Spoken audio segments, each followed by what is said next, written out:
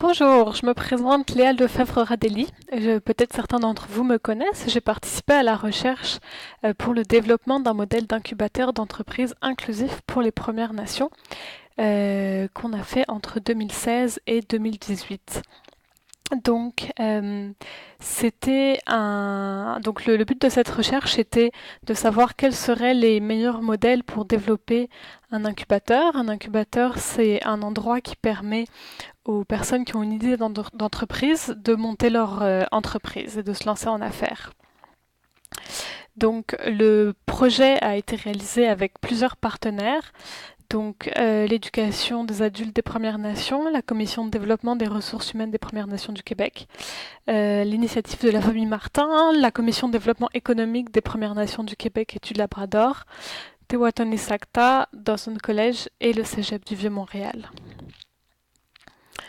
Alors, on vous a envoyé deux rapports. Le premier rapport, c'est les rapports des entrevues qu'on a fait avec des participants des Premières Nations et des personnes ressources, donc des personnes qui ont une entreprise ou qui travaillent en lien avec l'entrepreneuriat.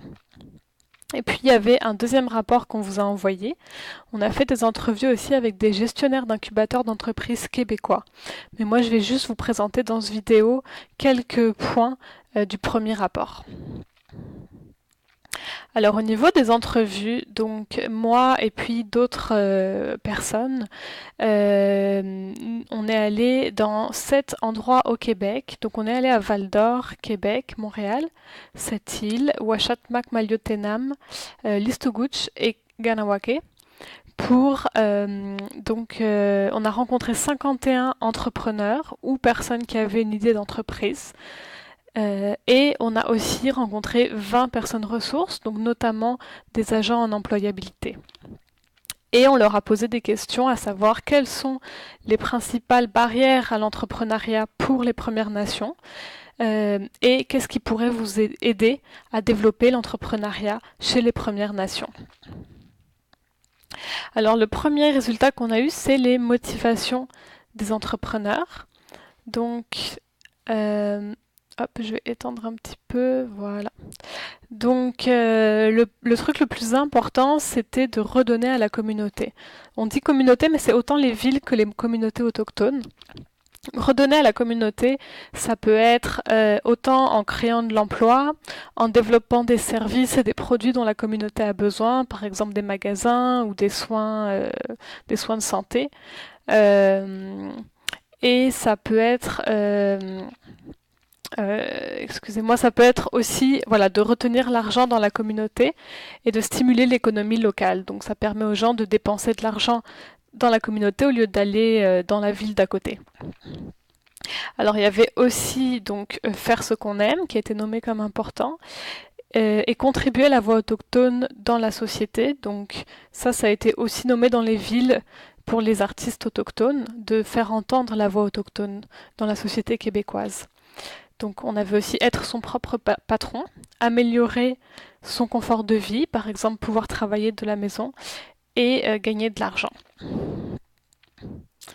Alors en termes d'obstacles à l'entrepreneuriat, la question c'est qu'est-ce qui rend les choses difficiles quand on veut monter une entreprise ?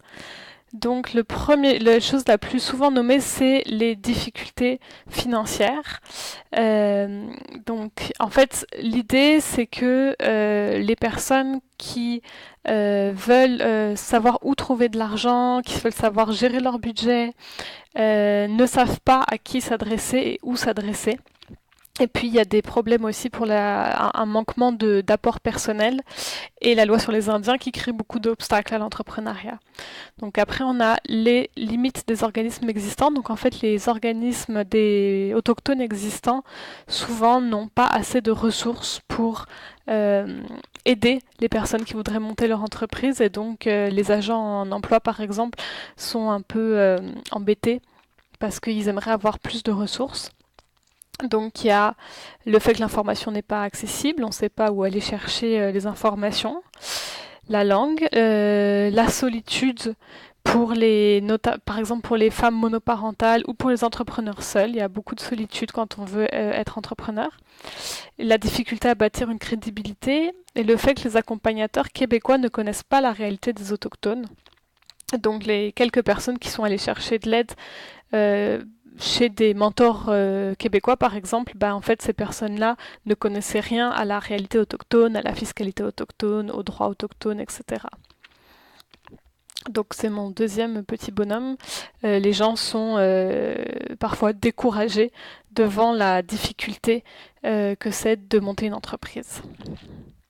Donc alors bien sûr il y a aussi des difficultés spécifiques liées aux villes ou liées aux communautés. Je vous les détaille pas ici, mais vous pouvez aller les voir dans le rapport. Grosso modo, en ville, une des difficultés c'est le choc urbain et le fait qu'il n'y a pas de service adapté pour les autochtones. Et en communauté, une des difficultés parmi d'autres, c'est le faible marché et la grande concurrence, le fait que tout le monde ouvre le même type d'entreprise et donc il y a une saturation par exemple des dépanneurs. Donc en se basant là-dessus, on a vu à quoi pourrait ressembler l'incubateur. Donc ça serait un lieu qui permettrait à l'entrepreneur d'être bien entouré pour monter son entreprise. Donc on a fait quelques recommandations. Donc le premier, c'est que le personnel de l'incubateur soit autochtone, qui connaissent les réalités autochtones et qui ait un respect de la vision culturelle. D'offrir des cours de développement de l'esprit entrepreneurial parce qu'on a réalisé que beaucoup de personnes qu'on a interviewées s'étaient lancées en affaires sans avoir pris le temps de réfléchir vraiment à ce qu'ils voulaient faire, sans connaître les réalités, sans réaliser que c'était un énorme investissement personnel et un énorme investissement financier. Donc ça serait d'avoir des services au sein de l'incubateur pour mieux connaître les réalités de base entrepreneuriales. Avoir du soutien personnel et psychologique aussi, parce qu'il peut y avoir beaucoup de découragement et de stress. Avoir du soutien technique, par exemple pour la comptabilité, pour avoir de l'aide juridique. Des choses comme ça, il y a beaucoup de personnes qui nous ont dit que la comptabilité c'était compliqué pour eux. Et puis le réseautage, donc autant pouvoir être en contact avec des clients, par exemple du réseautage d'affaires, et autant pouvoir être en contact avec d'autres entrepreneurs autochtones qui vivent la même chose que nous et qui permettent d'échanger sur les difficultés ou même de s'échanger des conseils, de s'entraider. Donc j'ai mis quelques exemples de citations qui se retrouvent dans le rapport. Donc, il y en a une, par exemple, où une personne ressource qui dit on est un peu désemparé à savoir où on les dirige, on ne veut pas les abandonner, mais on n'a pas ce qu'il faut pour continuer à les aider, donc à aider les entrepreneurs autochtones. Et puis, une personne ici qui dit que en tant qu'entrepreneur, il se sent seul et que le réseau est important pour échanger avec d'autres qui ont des préoccupations similaires. Et puis là, il y a une personne qui disait qu'il y a une barrière culturelle, que la mentalité entrepreneuriale autochtone n'est pas nécessairement la même que chez les Québécois et que donc ils se sentent plus à l'aise dans un contexte autochtone. Donc l'incubateur serait justement adapté aux réalités autochtones, même si chaque endroit est différent. Donc, à quoi ça sert tout ça, encore une fois? Donc, à la suite de ce projet-là, de cette recherche-là, les partenaires ont décidé de se lancer dans une phase 2 de projet visant à la mise en place d'un projet pilote. Alors, les entrevues ont montré que pour les gens, c'était important d'avoir un lieu physique avec des gens en face à face à qui parler, pas seulement par téléphone. Et c'est aussi important d'avoir des choses en ligne pour être plus flexible et pour bénéficier à l'ensemble des communautés. Donc, je ne peux pas vous en dire plus pour le moment, mais vous aurez des nouvelles à l'avenir sur ce lancement d'un projet pilote qui serait a priori localisé dans un endroit précis, mais qui offrirait des choses en ligne. Et puis peut-être que par la suite, il y aura d'autres incubateurs qui se développeront aussi. Alors voilà, je vous remercie de m'avoir écouté et je vous invite à aller lire les rapports que je vous ai envoyés. Merci beaucoup et merci beaucoup d'avoir participé à la recherche. Ça nous a permis, comme vous voyez, de mettre en place ce projet-là d'incubateur.